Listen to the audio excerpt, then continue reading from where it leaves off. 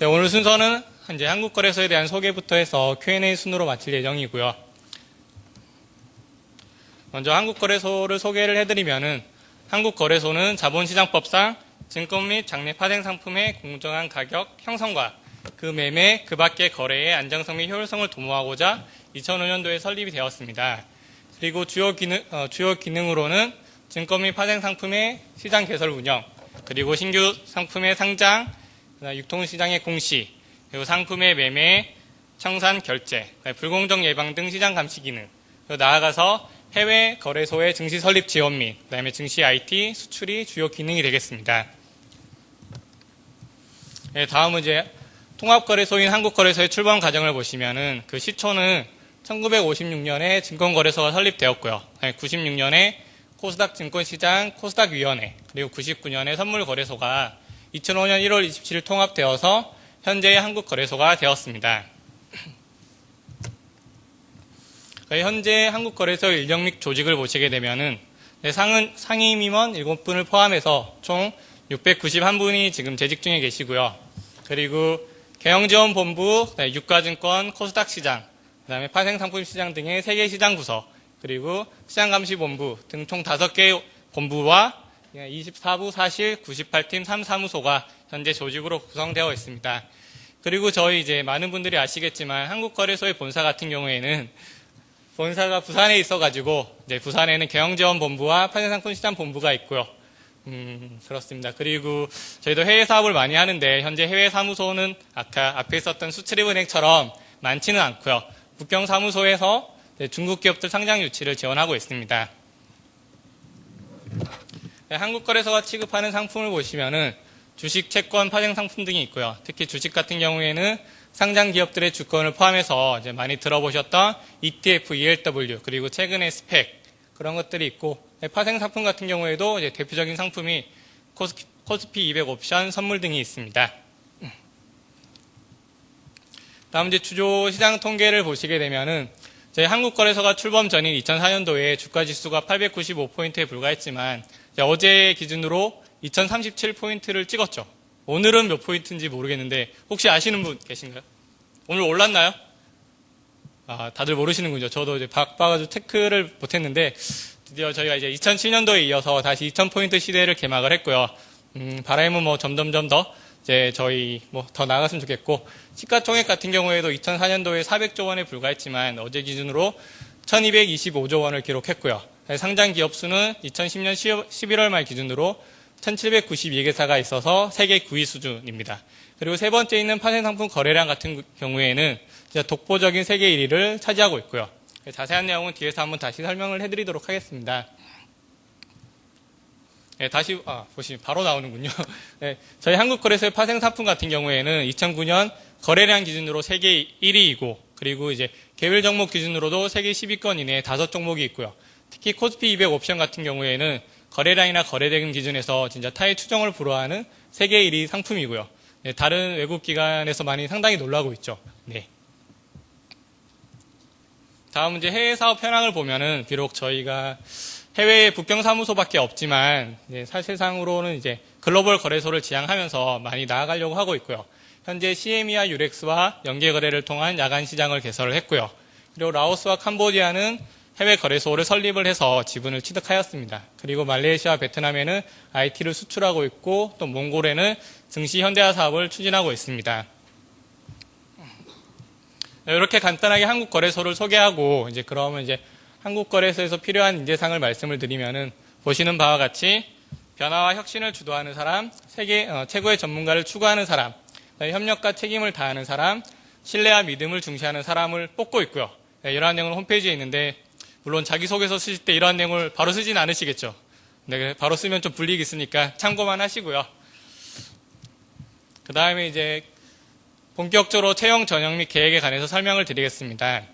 저 이제 정규직 신입 직원의 응시 요건을 보시게 되면은 연령이나 학력, 전공은 아무런 제한이 없는데, 그리고 학점 같은 경우에는 학사 취득 이상자의 경우에 4.5 만점에 3.0 이상, 청년이 그리고 학사 취득 미반자의 같은 경우에는 100점 만점에 80점 이상이 필요하고요. 그다음에 어학 같은 경우에는 이제 상대적으로 유관기관에 비해서 높은 편인데 영어 기준으로는 토익 900점 이상 또는 중국어 기준으로는 HSK 9급 또는 신 HSK 기준으로 6급 이상, 그리고 법학하고 전산학 응시자의 경우에는 토익 800점, 그다음에 신 HSK 5급 210점 이상을 필요로 합니다. 근데 지금 어학 성적이 좀 높기는 한데 지금 정책적으로는 좀 완화를 하려고 하는 추세고요. 그래서 2011년도 채용 때에는 조금 달라질 수 있음을 아마 좀 더 낮아지지 않을까 생각을 하고 있습니다. 그리고 우대하는 사항으로는 국가보훈 대상자 및 장애인은 관계 법령에 따라서 우대를 하고 있고요. 그리고 KRX 청년 인턴 수료자, 또 KRX 경시대회 수상자, 제2 외국어 가능자 등이 이제 우대 사항입니다. 청년 인턴 같은 경우에는 학력, 전공, 학점, 어학에 특별한 제한은 없지만 기재부 지침에 따라서 만 29세 이하의 고용보험 가입 기간이 6개월 미만이신 분들을 대상으로 채용을 하고 있고요. 그다음에 우대 사항은 국가보훈 대상자 및 장애우, 그리고 업무 필요성에 따라서 통계 프로그래밍 세스 가능자하고 중국어 우수자들은 저희가 우대를 하고 있습니다. 정규직 채용 절차를 보시게 되면은 서류 전형을 시작으로 필기시험, 1차 면접, 2차 면접, 그리고 신체검사 순으로 진행이 되고요. 그리고 각 전형 단계별로 제로 베이스에서 시작을 합니다. 그래서 서류 전형에 통과한 성적이 이제 다음 필기시험에 전혀 영향을 미치지 않고요. 그래서 끝까지 이제 제로 베이스로 각각 전형 단계로 따로 나누어 보시면 되고요. 이제 먼저 서류 전형을 보시면은 서류 전형 같은 경우에는 이제 어학하고 학점, 자기소개서 위주로 저희가 채점을 하고 있고요. 이제 어학하고 학점 같은 경우에는 이제 다들 알다시피 어떻게 보면 이제 높지 않을까, 이제 고스펙을 요구하지 않을까 많이 생각을 하시는데, 사실상 이제 기본 스펙 정도만 갖추시면은 이제 서류 통과하시는데 별 지장이 없으시고요. 그래서 실질적으로 당락을 좌우하는 것은 자기소개서라고 보시면 됩니다. 그래서 자기소개서 같은 경우에는 저희 기재하시는 항목이 지원 동기, 생활신조, 장래포부, 상세 경력, 기타 사항으로 구분되어 있습니다. 그러면은 이제 자기소개서를 어떻게 쓰느냐는 너무나 뻔한 얘기라서 다들 아시겠지만 그 뻔한 거를 얼마나 잘 쓰느냐가 중요한 것 같고요. 그래도 좀 이제 몇 가지 구분해서 말씀을 드리자면은 본인에 대한 성찰을 얼마나 피력을 하는지, 즉 본인의 장점과 특징을 얼마나 잘 나타내는지, 그리고 KRX에 대해서 어떻게 잘 이해를 하고 계신지, 그런 것들을 이제 기본적으로 조사를 하셔가지고 자기소개서에 기재를 해주시면 되고요. 특히 또 이제 상세 경력 같은 것들이 좀 의아해 할 수 있는데, 이런 거는 이제 다른 회사에 근무를 해서 경력직을 뽑는 것이 아니라 어떤 인턴 경험을 했다던가 또는 대학에서 동아리 활동, 봉사활동을 했다든가 이런 다양한 직무 경험과 직무 능력이 있다는 것을 보여주시면 되고요. 기타 사항에서는 이제 한국거래소에 하고 싶은 얘기들을 이제 표시를 해주시면 되겠습니다. 네, 다음은 필기시험입니다. 이제 필기시험 같은 경우에는 서류 전형을 통과한 30에서 50배수의 대상을 인원으로 하고요. 실제로 이제 2010년 같은 경우에는 50배수를 뽑았습니다. 그래서 필기시험은 이제 크게 논술시험과 지문능력 검사 및 인성검사로 나뉘고요. 지문능력 검사 및 인성검사를 먼저 보시면은 요거는 이제 하위 등급만 맞지 않으시면 되는 패스페일 제도로 운영되고 있습니다. 그래서 실질적인 필기시험은 전공 논술시험에서 이제 100% 선발하신다고 보시면 되고요. 전공 논술은 이제 본인의 전공에 상관없이 입사하실 때 선택하신 전공, 경영학, 경제학, 법학, 수학, 통계학, 전산학 중에 하나를 택일하셔가지고 시험을 보시면 되고요. 그리고 뭐 시험 출제는 증권시장 관련 분야를 포함한 이론적 지식을 묻는 논술, 약술 시험으로 되어 있는데, 기본적으로 학부 과정에서 배우신 정말 기본적인 문제들, 중간고사나 기말고사에서 치셨던 그런 문제들이 나온다라고 보시면 되고요. 그리고 전공 시험을 볼 때 너무 이제 좀 전에 수출입은행은 쉽지 않다라고 했는데 저희는 정말 쉽습니다. 그래서 뭐 다음이나 이런데 뭐 찾아보신 분들은 아시겠지만 전공 시험 자체는 저희가 10kg 좀 유명하고요. 그래서 너무 깊이 있는 공부보다는 기본적인 내용 중심으로 넓게 공부를 하시는 게 중요하고요. 그리고 이제 각 전공별로도 가장 기본 과목 위주로 보시면 될 것 같아요. 네, 그렇습니다. 그리고 또 실제 시험을 추실 때 논술하고 약술로 시험을 출제가 되는데, 실제 이제 뭐 예를 들어 100점 만점이면은 50점, 30점, 20점 이런 순으로 해가지고 이제 선택형으로 50점짜리도 한 3개 중에 2개, 2개 중에 하나 골라쓰기 이런 문제이기 때문에 아마 몰라서 못 쓰는 문제는 없을 거고요. 대신에 이제 그 1시간 동안에 100점을 이제 논술을 하셔야 되기 때문에 짧은 시간에 얼마나 자기의 의견을 잘 서술하시는지 그게 중요하다고 보시면 되겠습니다. 네, 다음은 1차 면접이고요. 이제 1차 면접은 서류 전형을 통과한 5배수를 대상으로 진행이 되고요. 1차 면접은 주제 발표 및 집단 토론, 실무진 면접, 그다음에 외국어 회화 테스트 이렇게 구성되어 있습니다. 그래서 주제 발표 및 집단 토론은 KRX 현안 또는 사회적 이슈에 대한 의견 발표 및 토론인데, 이제 당일날, 이제 면접 당일날 특정한 주제가 주어지면은 거기에 관해서 한 30분 정도 준비 시간이 주어지고요. 그래서 그 30분 동안 본인의 의견을 정리를 하셔가지고 2분 동안 PT 주제 발표를 하시고, 그다음에 동일한 주제를 가지고 같은 면접 그룹끼리 집단 토론을 하십니다. 집단 토론을 하실 때 임의로 저희가 찬성과 반대 역할을 주어 드리거든요. 그래서 본인의 주제 발표 의견이랑은 상관없이 그 역할에 맞게 면접 그룹끼리 토론을 하시면 됩니다. 그리고 실무진 면접 같은 경우에는 이제 다들 아시는 개별 면접으로 다대다 방식으로 뭐 자기소개서 및 전공 상식 등에 대해서 질의응답 방식으로 진행이 되고요. 그다음에 외국어 회화 테스트 같은 경우에는 당일날 공인된 영어 스피킹 테스트를 보시고요. 그래서 2009년도에는 오픽을 봤고요. 2010년도 올해에는 토익 스피킹 테스트를 봤어요. 공인 시험 자체를 보기 때문에 그 공인 시험을 이제 뭐 거래소를 목표로 하신다면 한번 쳐보시는 게 괜찮으실 것 같습니다.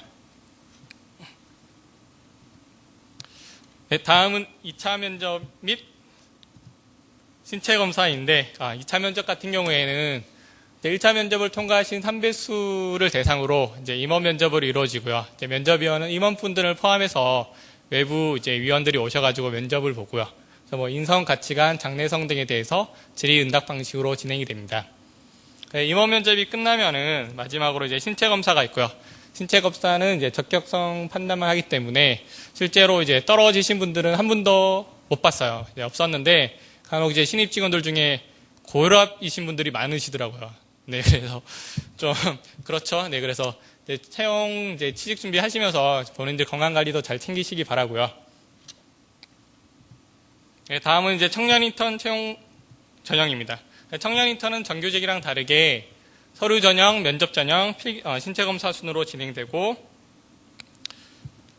네, 서류 전형은 자기소개서 심사, 면접 전형은 뭐 이제 똑같은 방식으로 개별 면접 위주로 진행되고, 그리고 이제 청년 인턴 같은 경우에는 저희 정규직 채용 시에 가점 이제 우대를 하는데, 이제 실질적인 가점은 서류 전형 시에 이제 가점을 부여해서 우대를 하고 있고요.